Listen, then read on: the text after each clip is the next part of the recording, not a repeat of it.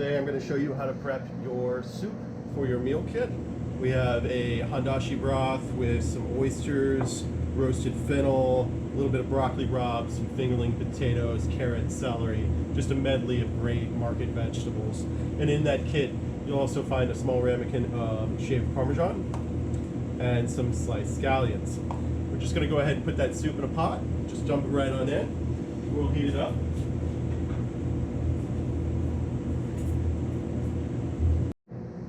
So we're going to allow that soup to simmer over a medium heat for about 4 to 5 minutes.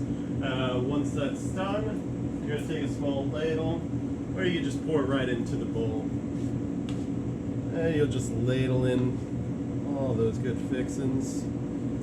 Also make sure you pour yourself a glass of wine. Okay, now that we have our soup in our bowl, we're just going to take a bit of that Parmesan cheese and spread it throughout over the top. A little bit of those scallions as well.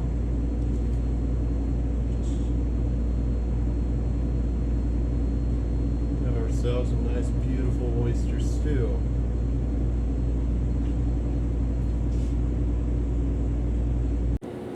Alright, so next up we have our tuna crudo dish. I left this unsliced and raw so that you guys had the option to sear this if you wanted. Simply coating it with sesame seeds, a marinade, simple salt and pepper, or even a Cajun seasoning like we do back home. So this is a raw yellowfin tuna. And we have a 3-bean salad. This 3-bean salad is black beans, red kidney beans, fava beans, as well as a few different veggies and some vinaigrette. We have a nak cham dressing that goes with this, which is a Thai dressing. It consists of fish sauce, lime juice, ginger, sugar, and Thai chili. The Thai chili is very spicy, so if you do get this dressing on your hands, be sure not to touch your eye or anything else. It will burn. So we're going to start by simply slicing this really thin.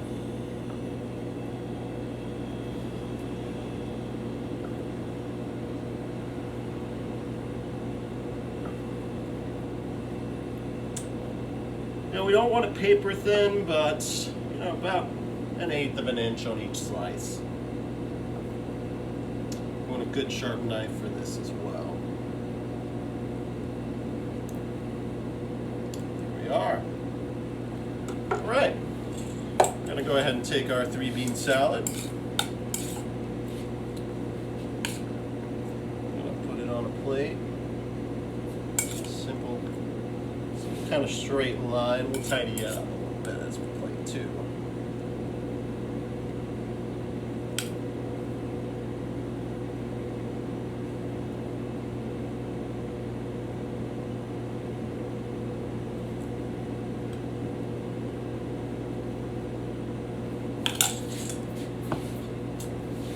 Ready? Just tighten that up a little bit. We'll take that slices of tuna, put that right on top of your 3-bean salad.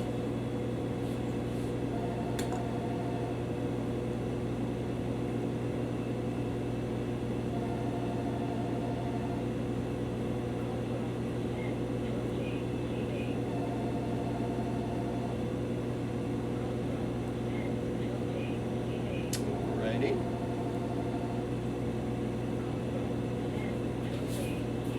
Next up, we have some, in your kit, you'll have your fried shallots already for you with your bean salad. We can just sprinkle those on here. We're going to take our nak cham dressing.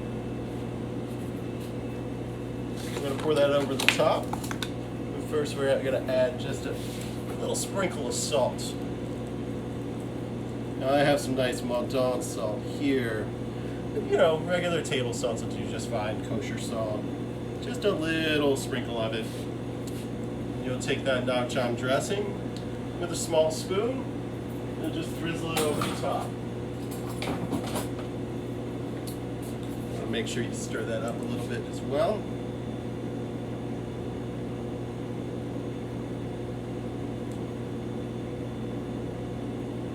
There we are.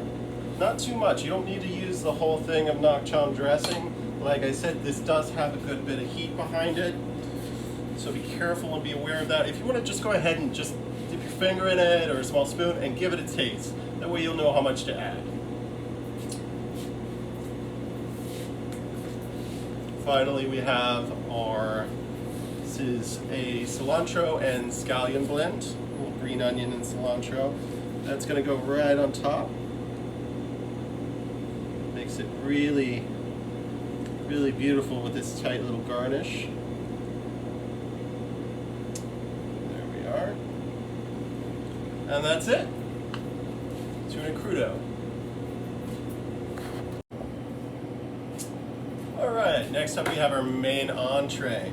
This is a small portion of ribeye steak. We're going to go ahead and we're going to season this with some salt and pepper, some kosher salt or whatever salt and pepper you have at home. We want to season it generously on both sides.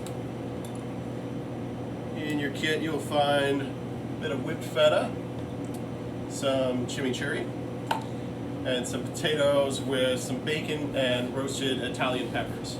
You're going to want to start by preheating your oven to 425 degrees. And we are going to pan sear this because not everyone has a commercial kitchen at home. So I'm going to go ahead and move over here and show you how to do that. Now it's going to take about 2 minutes to sear on each side. So once you get that nice hard sear, you can see there it's a nice golden brown. I'm going to flip it. I'm going to add all of our potatoes.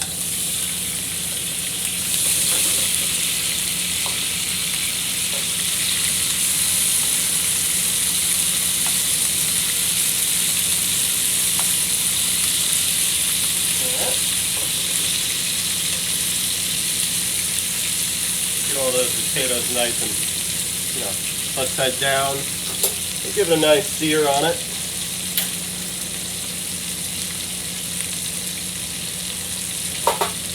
And once again, we're going to season the potatoes with some salt and pepper.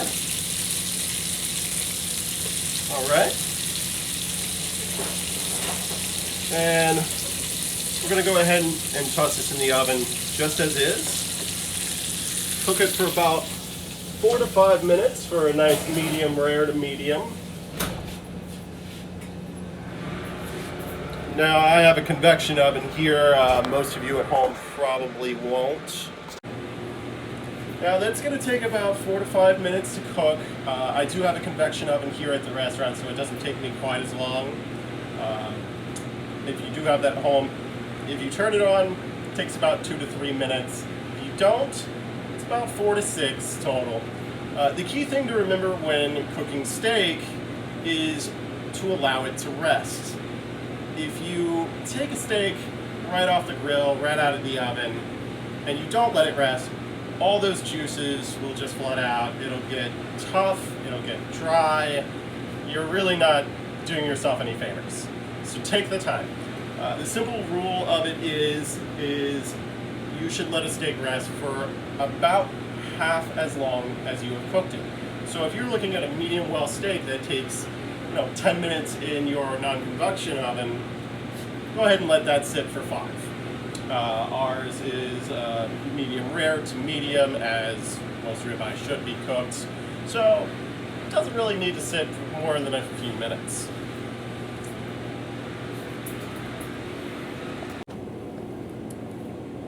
Alright, our steak is out of the oven and it's resting here. So we're going to start with our whipped feta. You're going to take that, open it on up, grab a spoon, and you're just going to scoop it on out of there, right in the middle of the plate. Got it to one side. We're going to do a single swipe upwards. So just like that. Kind of spread it around nicely. That way we can get it all over those nice potatoes. Nothing like cheese and potatoes, right?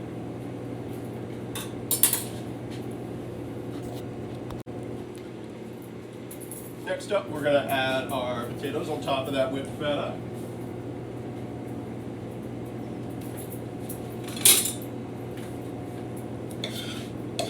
nice roasted potatoes. These are beautiful. A nice crispy bacon.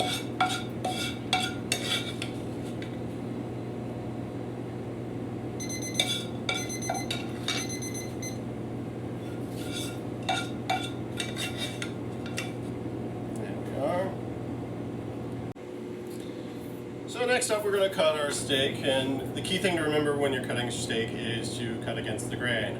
Otherwise you'll have the same problem. The blood will just, all the juices will just pour out dry, tough. So I'm going to cut against the grain here. Thin slices, nice sharp knife.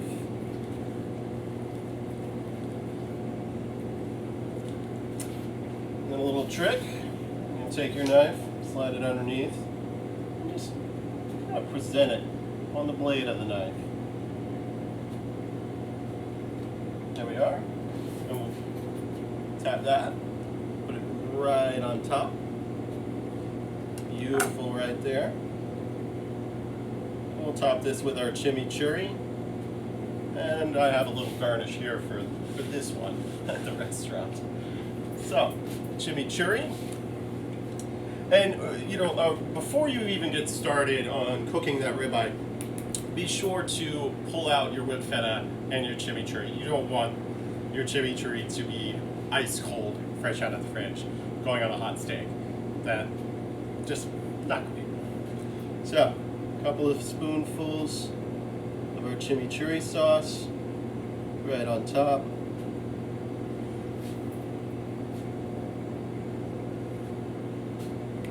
Alright.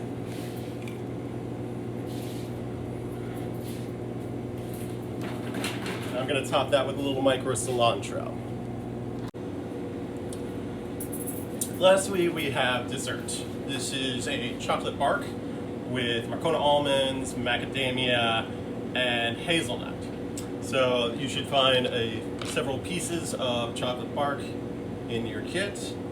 I'm just going to put those on a small plate. Just stack them. As we do, we're just going to drizzle just a little bit of olive oil on there. You can see.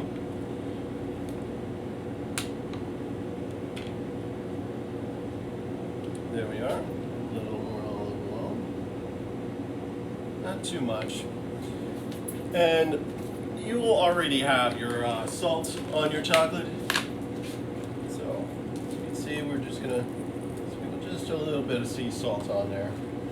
Now, this is phenomenal with red wine. So, whatever red wine you have in the house, dessert wine, port, go ahead and pour yourself a glass with this. It's wonderful. And there it is, your entire meal kit. Thank you for purchasing and supporting Scopo di Vino during these really tough times. We really appreciate it. Thanks.